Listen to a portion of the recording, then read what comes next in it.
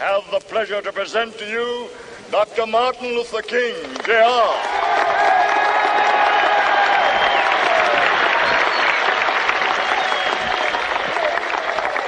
I am happy to join with you today in what will go down in history as the greatest demonstration for freedom in the history of our nation.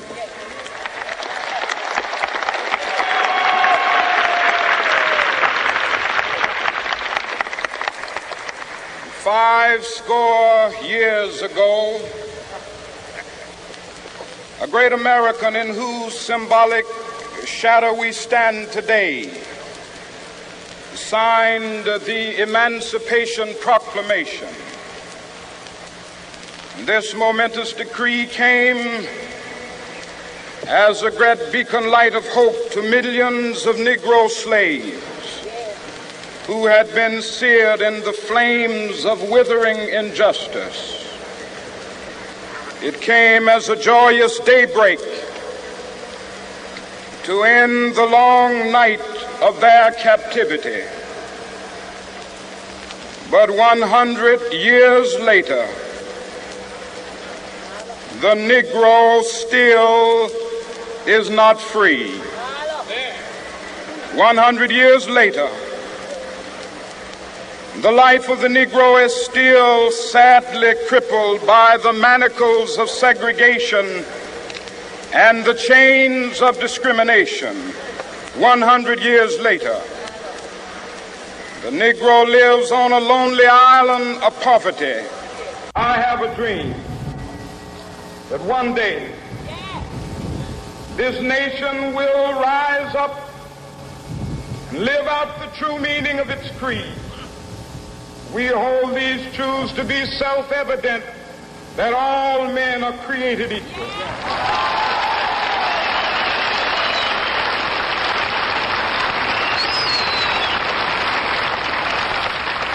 I have a dream that one day on the red hills of Georgia, sons of former slaves and the sons of former slave owners will they be able to sit down together at the table of brotherhood. I have a dream that one day, even the state of Mississippi, a state sweltering with the heat of injustice, sweltering with the heat of oppression, will be transformed into an oasis of freedom and justice. I have a dream.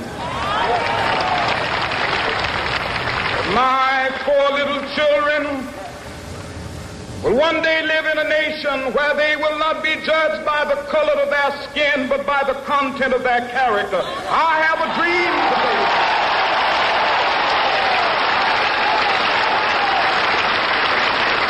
I have a dream that one day, down in Alabama, with its vicious racists, with its governor having his lips dripping with the words of interposition and nullification. One day right there in Alabama, little black boys and black girls will be able to join hands with little white boys and white girls as sisters and brothers. I have a dream today.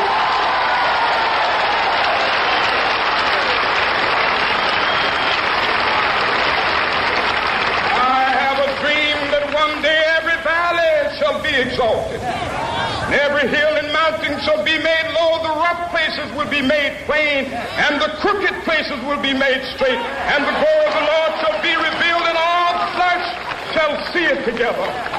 This is our hope. This is the faith that I go back to the South with.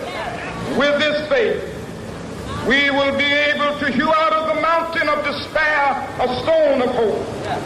With this faith, we will be able to transform the jangling discords of our nation into a beautiful symphony of brotherhood.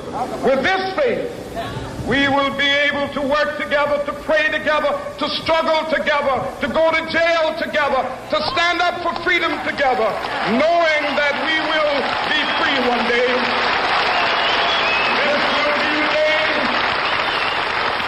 This will be the day when all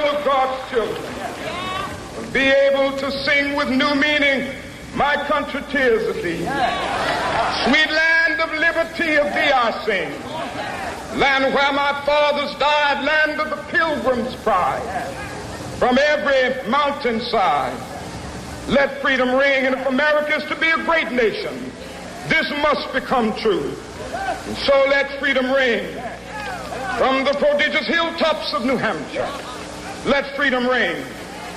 From the mighty mountains of New York, let freedom ring. From the heightening Alleghenies of Pennsylvania, let freedom ring. From the snow-capped Rockies of Colorado, let freedom ring. From the curvaceous slopes of California. But not only that, let freedom ring from Stone Mountain of Georgia. Let freedom ring from Lookout Mountain of Tennessee. Let freedom ring from every hill and molehill of Mississippi, from every mountainside. Let freedom ring, and when it happens, when we allow freedom ring, when we let it ring from every village and every hamlet, from every state and every city, we will be able to speed up that day when all of God's children, black men and white men, Jews and Gentiles, Protestants and Catholics, will be able to join hands and sing in the words of the old Negro spiritual, free at last, thank God Almighty.